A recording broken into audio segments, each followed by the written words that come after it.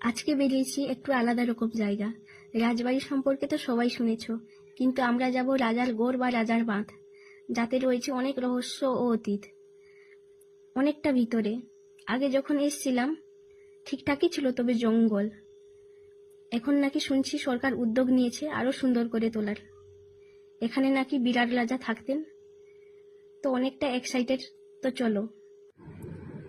রাখিতে বাবার বাড়ি এসছিলাম, যাবো যাবো বলে আর যাওয়া হয়ে ওঠে না, তাই ওয়েদার ফাঁকা হতেই বেরিয়ে পড়েছি। এখন যাচ্ছি রাজার বাঁধের উপরে, তারপর যাব রাজার গড়। এই যে পৌঁছেও গেছি। এটা উড়িষ্যা, এখান থেকে 1 কিলোমিটার মতো দূরে। এই যে পৌঁছেও গেছি। এখন পাঁচিল তৈরি চলছে, কাজ চলছে। এখানে রাজা আসতেন অল্প সময়ের জন্য, বলতে পারো বাগান।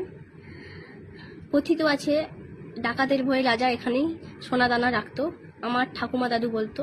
আর এখানে মা চণ্ডী, এখানেই তার বসবাস। এই মায়ের মন্দিরটাই ছিল, আর কিচ্ছু ছিল না। আর এটা বুঝতেই পারছো এটা কি।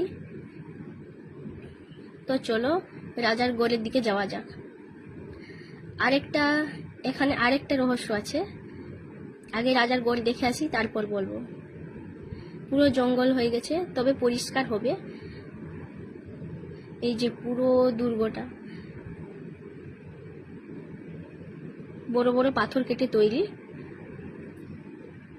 এখানে নাকি একটা কুয়া আছে, সেই কুয়া থেকে এই কুয়া থেকে আরেকটা কুয়া পর্যন্ত একটা সুড়ঙ্গ পথ আছে, বা গুপ্তপথ বলতে পারো। আর এই যে দুর্গ, এর ভিতরে নাকি রাজা সোনাদানা লুকিয়ে রাখতেন। আর এখানে নাকি ভীম এসেছিলেন।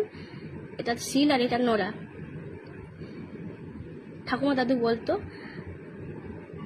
আর এই যে এখানে ভোলানাথের মন্দির। তো সন্ধে হয়ে যাচ্ছে, আর থাকবো না জঙ্গলের ভিতরে।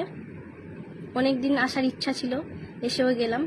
এবার সেখান থেকে এসে এই যে রাজার বাঁধের উপরে নিজেদের কিছু সময় উপভোগ করে তারপর বাড়ির উদ্দেশ্যে বেরিয়ে পড়লাম। সবাইকে অসংখ্য ধন্যবাদ ও অনেক অনেক ভালোবাসা।